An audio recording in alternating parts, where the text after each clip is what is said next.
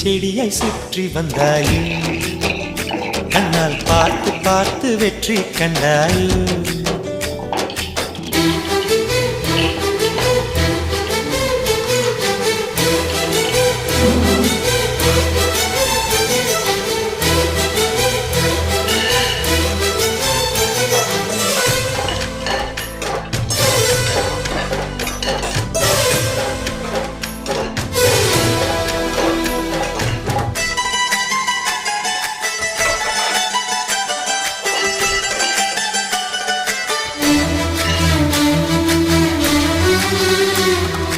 அதிகாலையில் தோன்றும் வெள்ளை திங்களே